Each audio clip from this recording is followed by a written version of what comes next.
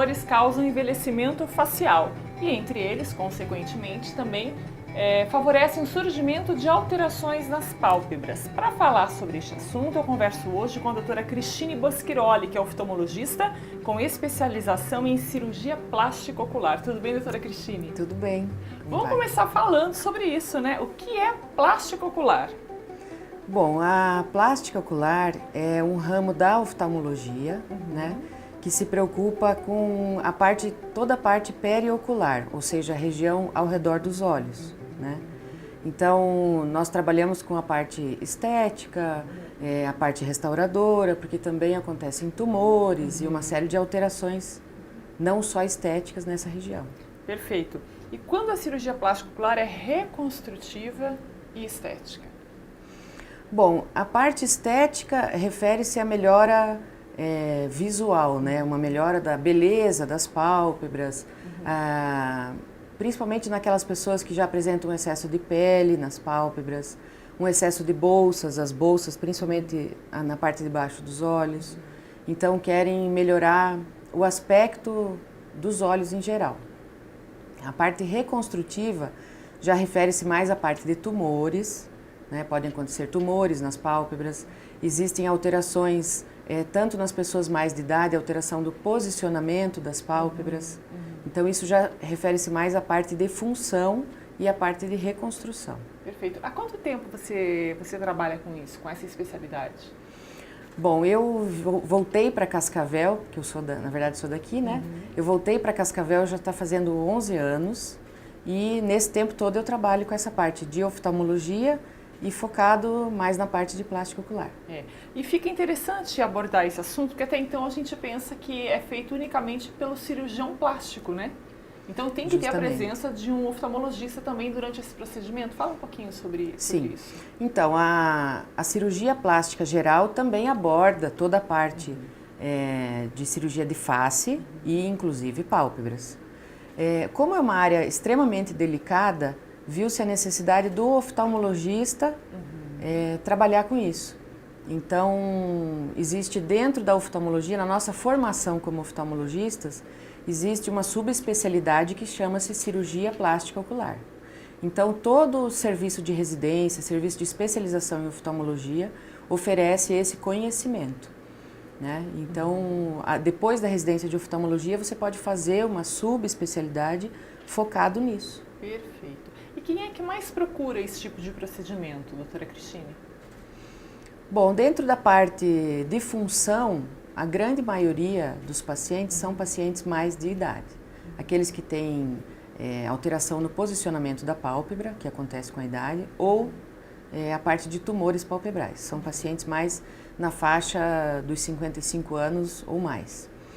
Da parte estética, aí é muito variável, porque depende muito da satisfação de cada um com a sua imagem, né? É verdade. Então, hoje em dia, a partir dos 30 anos de idade, as pessoas já nos procuram com queixas referentes a isso.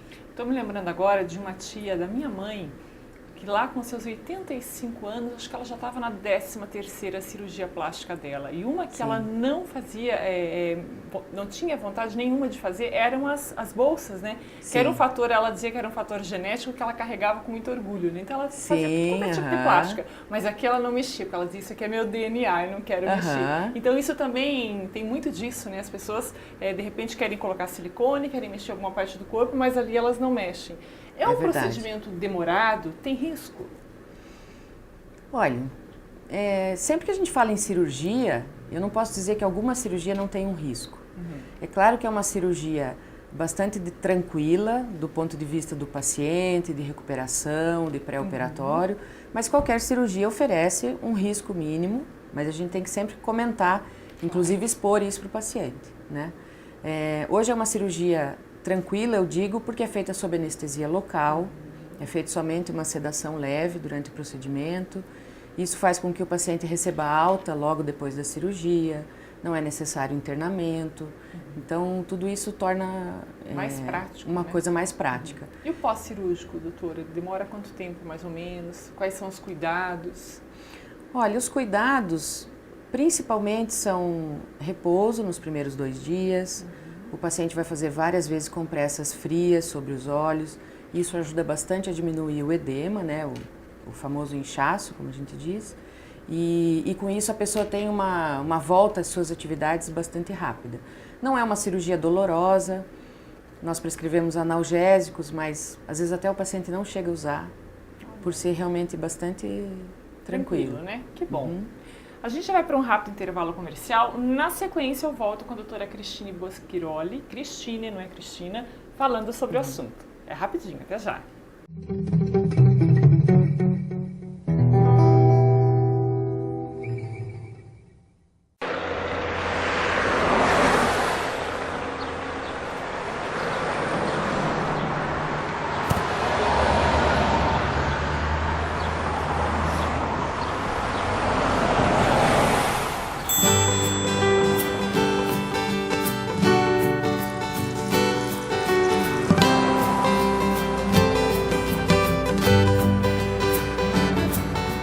Uma campanha da TV Medicina e Saúde.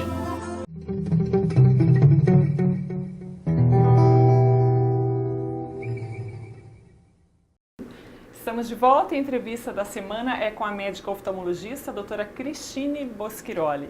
Doutora Cristine, a partir de quando o Brasil essa prática se tornou mais comum no Brasil? Bom, Soraya, a história da cirurgia plástica ocular começa nos anos 70. Então, em 1974, iniciou-se a formação da Sociedade Brasileira de Cirurgia Plástica Ocular, que é o que nos dá apoio, o que nos regulamenta, né, os profissionais dessa área. Então, em 79, ela foi realmente constituída como sociedade e desde lá existe um trabalho todo de divulgação e tudo mais, né? Eu digo assim que quando eu cheguei em Cascavel, há 11 anos atrás, as pessoas pouco conheciam essa área tão específica, né? As pessoas procuravam uma cirurgia palpebral diretamente com o cirurgião plástico geral. Hoje a gente já tem um esclarecimento um pouco maior sobre isso, né? As pessoas já procuram diretamente o oftalmologista, os colegas também já têm o hábito de nos encaminhar mais esses casos, né? Certo. E geralmente é feita com a presença do cirurgião plástico também ou não necessita? Apenas o oftalmologista com a especialização é quem faz o procedimento? É o oftalmologista com a especialização, né? A gente faz, sempre quem nos acompanha, logicamente, em função do tipo de anestesia, a gente sempre tem um anestesista, né, junto, acompanhando a cirurgia. Perfeito. Doutora, geralmente a região dos olhos é a que primeiro apresenta sinais de envelhecimento, né? Por que isso? Sim. Bom, é uma área totalmente exposta, principalmente ao sol, porque o sol, o raio ultravioleta é uma situação muito danosa, né? O nosso país, que é um país tropical, né? Então, em função do sol e etc., alguns hábitos também, isso pode predispor a pessoa a ter esses sinais precocemente. Além da carga genética, né, que a gente estava comentando. Sem dúvida, genética, pessoas que fumam, o hábito do fumo. Olha que importante isso, né? Quer dizer, tem inúmeros malefícios, né? Inclusive esse. Inúmeros. Porque o cigarro, ele age diretamente na pele, né? Ele faz um envelhecimento precoce da pele. E isso nós vamos ter os reflexos nos olhos também. E quais são os cuidados que a pessoa tem que ter antes da cirurgia? Existem esses cuidados? Existem. Bom, em primeiro lugar, procurar um profissional capacitado para te orientar em qual vai ser o melhor procedimento, no teu caso, se é momento desse procedimento, né? O médico vai solicitar os exames que sejam necessários, né? Então a gente sempre pede alguns exames pré-operatórios, né?